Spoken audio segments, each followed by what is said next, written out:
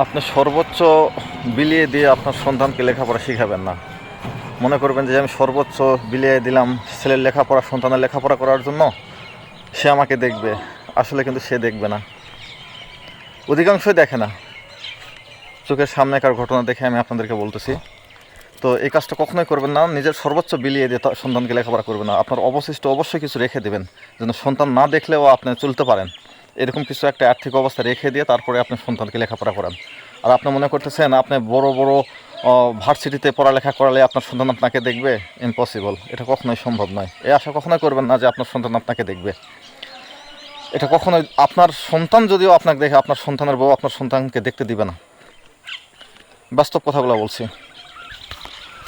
নিশ্চয়ই আপনারা জেনে থাকবেন যে যারা অতিরিক্ত শিক্ষিত, যারা বড় শিক্ষিত হয়েছে, যারা বেশি শিক্ষা অর্জন করেছে, যারা দেশের বাইরে থাকে বা দেশেই থাকে, অনেক ভালো ভালো নাম করা ভার্সিটিতে থেকে লেখাপড়া করে আজ বড় বড় চাকরি পাইছে, দেখবেন তাদেরই বাবা মা কিন্তু বৃদ্ধাশ্রমে আছে।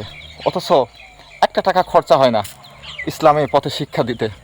যেমন মাদ্রাসায়, কামি মাদ্রাসা, হাফেজিয়া মাদ্রাসা, এগুলোতে লেখাপড়া করাতে তেমন একটা খরচা হয় না। এখনও হয়তো হয় ওই প্রাইভেট যেগুলো হয়তো বড় বড় শহরে আছে, সেগুলোতে সামান্য আর্থিক সামান্য একটু কিছু খরচা হয়। আর তাদের বাবা মা কিন্তু কখনো বৃদ্ধাশ্রমে থাকে না বা নেই। আপনি কখনো বলতে পারবেন না যে কোনো একটা ইমাম সাহেবের মা বা বাবা তারা বৃদ্ধাশ্রমে আছে, বা কোনো একটা হাফেজের মা বাবা তারা বৃদ্ধাশ্রমে আছে, এটা কিন্তু আপনি বলতে পারবেন না।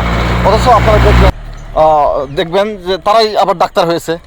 একজন ইঞ্জিনিয়ারের ছেলে ডাক্তার হয়েছে, একজন ডাক্তারের ছেলে ডাক্তার হয়েছে, এরকম আছে। ভার্সিটির প্রফেসরের ছেলে প্রফেসর হয়েছে। দেখবেন যে এই সেই ভার্সিটির প্রফেসর যে তৈরি করলো যে ছেলেকে, সেই ছেলেই আজ সেই বাবাকে দেখে না, বৃদ্ধাশ্রমে রাখে। অনেক দেখা যায় যে অনেক ডাক্তার আছে, অনেক বিজনেসম্যান আছে, তারাও কিন্তু এখন বৃদ্ধাশ্রমে আছে। তাদের সন্তানরা দেখে না, কী করবে? বৃদ্ধ বয়স, তারা তো একা একা চলতে পারে না। আপনাদের সন্তানদেরকে সুশিক্ষায় শিক্ষিত করুন, শিক্ষা না, সুশিক্ষায় শিক্ষিত করুন। অবশ্যই ইসলামের জ্ঞান যদি আপনার সন্তানের মাঝে থাকে, তাহলে নিশ্চয়ই আপনাকে কখনো বৃদ্ধাশ্রমে যাইতে হবে না। ইসলাম যদি আপনার সন্তানের মাঝে থাকে, তাহলে কখনোই আপনাকে বৃদ্ধাশ্রমে পাঠাতে পারবে না, কখনোই না। তো সেজন্য সন্তানকে শিক্ষা দিলে সুশিক্ষায় শিক্ষিত করুন, তাহলে অবশ্যই ইহকালেও শান্তিতে থাকবেন এবং পরকালেও ওই সন্তানের জন্য আপনি নাজাতের ওসিলা হতে পারেন। তো ভিডিওটি কেমন লেগেছে অবশ্যই কমেন্টস করে জানাবেন। ভালো লাগলে লাইক, কমেন্ট, শেয়ার করে পাশে থাকবেন। ধন্যবাদ। আসসালামু আলাইকুম। দৃষ্টিতে দেখবেন।